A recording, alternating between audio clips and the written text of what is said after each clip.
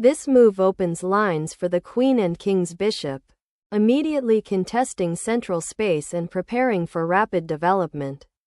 This move establishes classical central control, mirroring white's initiative and setting the stage for a symmetrical pawn structure that often leads to open games and tactical skirmishes.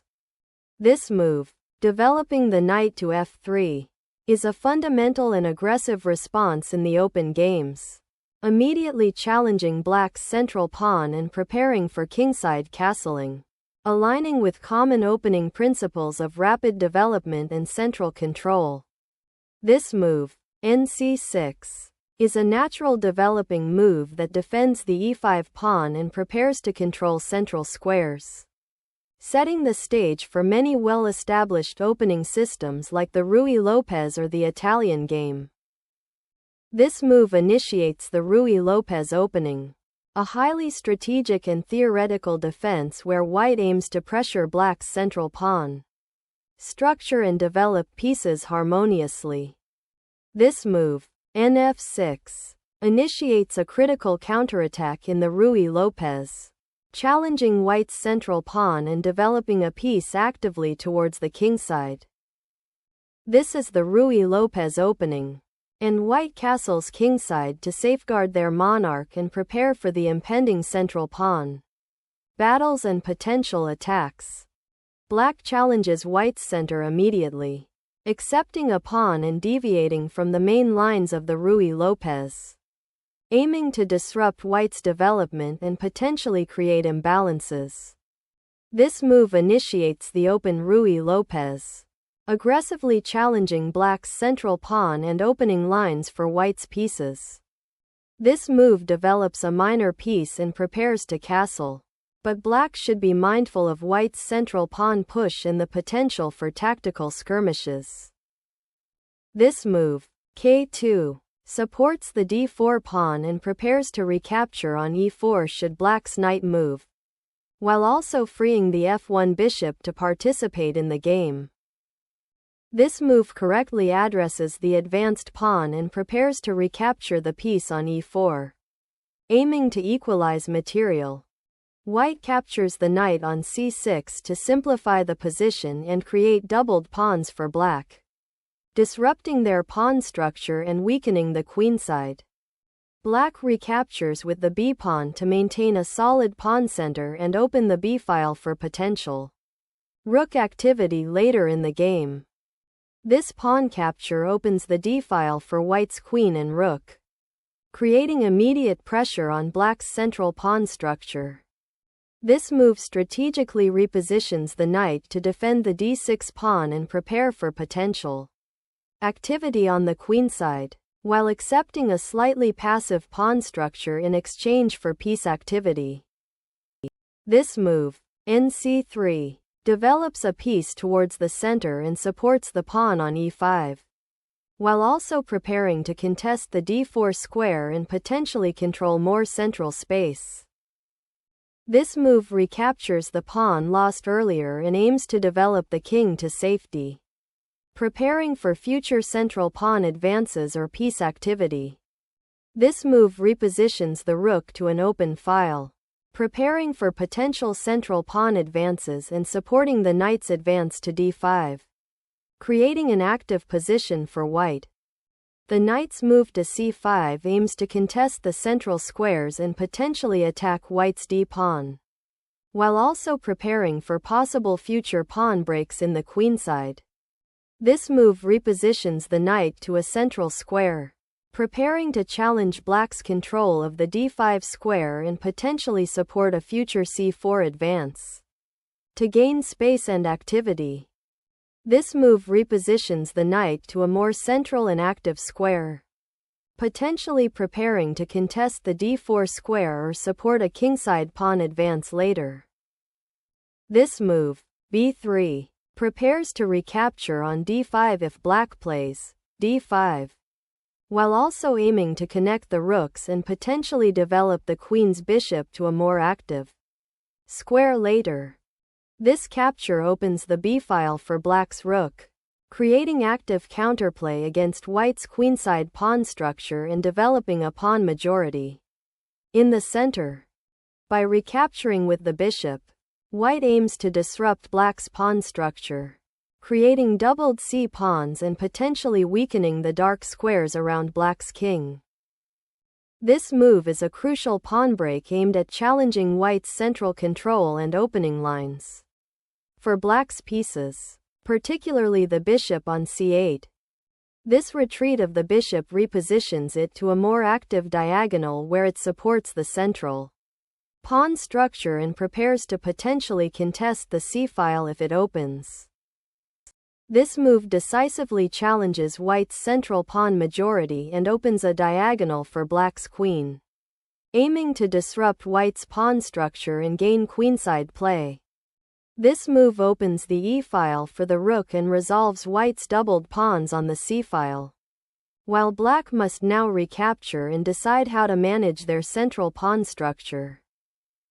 Black recaptures the pawn, solidifying their central presence and preparing to activate their pieces, particularly the queen's bishop, which now has an open diagonal. Placing the rook on the d-file prepares to contest control of this open file, a key strategic objective in the current pawn structure. The move qf6 is a good development, centralizing the queen and preparing to recapture the pawn on d5, while also eyeing the weak pawn on c2. This move centralizes the queen, preparing for potential attacks on the kingside and supporting a future advance of the h-pawn. This move prepares to contest the b-file and potentially undermine white's central pawn majority by activating the rook and creating counterplay against the queenside. This retreat develops the bishop to a more active diagonal while preparing to contest the open c-file after black's recapture. This move repositions the queen to a more active square, eyeing the weakened kingside and preparing to challenge white's control of the center, specifically targeting the pawn on c2 if white is not careful. This move initiates a queen trade, simplifying the position and leading to an endgame where white can exploit black's doubled c-pawns. With the opponent's queen gone, black recaptures the bishop, centralizing the piece and preparing to activate the rooks on the open d-file. This move aims to reposition the knight to a more central outpost, targeting the d6 bishop and potentially supporting future pawn advances on the kingside. This move aims to centralize the rook on the open e-file and prepare for potential central pawn breaks or increased pressure against white's king. This knight sacrifice on d6 disrupts black's pawn structure and opens lines for white's remaining pieces to exploit the vulnerable black king. This recapture solidifies white's central pawn majority and opens the c-file for potential future pressure, while black has exchanged their bishop pair for a potentially passive pawn structure. This exchange simplifies the position, aiming to convert the material advantage gained from the earlier pawn exchange into a winning endgame by eliminating active pieces. This recapture re-establishes symmetry on the e-file, simplifying the position and preparing to contest the newly opened file. White repositions the bishop to an active diagonal, aiming to pressure black's weakened pawn structure on the queenside and potentially exploit the open files. This move reactivates the rook, preparing to challenge the open file and potentially exert pressure on white's queenside pawns, while contesting the central control. This move prepares to secure the king and potentially create a protected passed pawn on the queenside. This pawn move prepares to challenge white's control of the queenside by creating an outpost for your pieces and potential pawn breaks. This pawn push aims to gain queenside space and potentially create a passed pawn on the queenside, if white can properly support it. This pawn capture opens the c-file and aims to disrupt white's pawn structure, potentially creating counterplay on the queenside. This pawn capture on c4 opens the c-file for white's rook and eliminates black's central pawn presence, creating an isolated pawn on a6 for black. This move creates a crucial weakness on the kingside by pushing the h-pawn, potentially allowing white to exploit the open g-file for a future attack.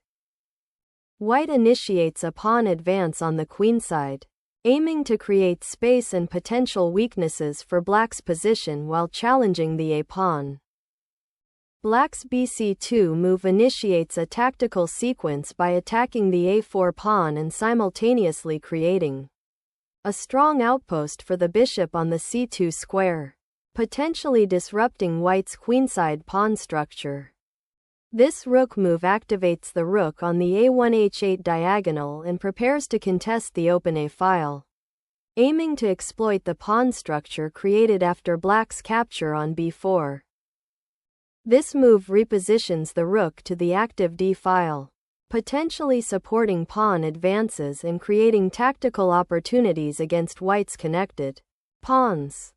This move initiates a strategic pawn break on the queenside, aiming to open lines for the rook and potentially create a passed pawn, while also forcing black's bishop to a less active square. This move captures the advanced pawn on a4, aiming to simplify the position and potentially activate the rook on the open file, though it does allow white to create a passed pawn on the queenside. Black's bishop has advanced aggressively to c2, pinning the rook to the king and threatening to infiltrate further, forcing white to address this immediate tactical threat. This move reroutes the bishop to a more active square, aiming to contest the open c-file and potentially threaten white's central pawn structure. This pawn push creates a passed pawn on the b-file, which will require black's attention and potentially restrict their pieces, while white aims to advance it further down the board. This move seeks to activate the king, preparing to defend the vulnerable pawn on f7 and potentially participate in the endgame. But it also relinquishes control over the e8 square. This move prepares to defend the king by creating a flight square on f2, while simultaneously preventing black's active rook from infiltrating on the f-file. This move repositions the bishop to a more active square, supporting the pawn on d5 and potentially eyeing the kingside or a central advance. This move forces a capture of the rook, simplifying into an endgame where white's connected passed pawns on the queenside offer excellent winning chances. This move is a necessary reaction to the check. The king must move to avoid capture and to maintain defensive integrity. This pawn advance is crucial for creating a passed pawn on the b-file, which will demand white's attention and potentially become a powerful attacking force if black cannot adequately blockade or capture it.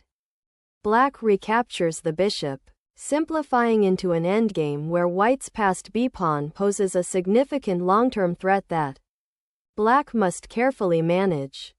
This move forces the black king to move again, consolidating white's pawn advantage and preparing to advance the passed b-pawn with greater safety. The king must escape the perpetual check from the rook on c7 by moving to the only safe square, f6, which also prepares to support the isolated a-pawn.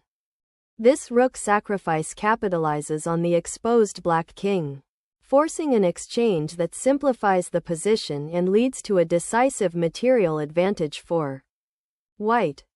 This active check by black's rook forces white to respond, preventing immediate pawn promotion and gaining a tempo to potentially reposition their king. The king retreats to safety, anticipating potential checks along the first rank and preparing to support the rook's defensive task. This check forces the white king to a passive square, allowing black to regroup and potentially prepare a defense of the rook. This move tucks the king away on a safer square, preventing further checks and preparing to regroup pieces for the endgame. The rook on a2 is now passively placed, and it's crucial to activate the king by moving it to g3 to coordinate with the remaining pieces. The rook on a7 now exerts pressure along the 7th rank and supports the advance of the a-pawn, aiming to create a passed pawn. This move aims to create a passed pawn on the a-file, potentially drawing the white rook to a less active square and allowing black to consolidate. White's rook maneuver aims to centralize the piece and potentially support a further advance of the a-pawn, while also keeping an eye on the critical 7th rank. This pawn push aims to create a more dynamic kingside pawn structure, potentially opening lines for the rook or allowing the king to seek more active squares while challenging white's aggressive pawn advances. This move activates the bishop, preparing to challenge black's kingside pawn structure and potentially create threats against the weak pawn on g5. This move strategically repositions the rook to the open d-file, aiming to exploit potential weaknesses on white's kingside or prepare for further pawn pushes with support. This move re-establishes the bishop's outpost, putting pressure on the advanced black pawn and controlling key squares on the kingside. The move 42, f5 aims to create counterplay on the kingside by opening lines and potentially challenging white's control of the central squares.